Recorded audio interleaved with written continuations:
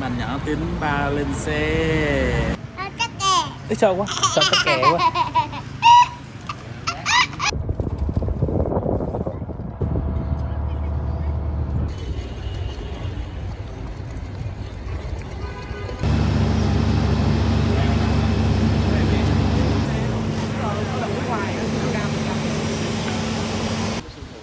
Giờ có đường đúng không?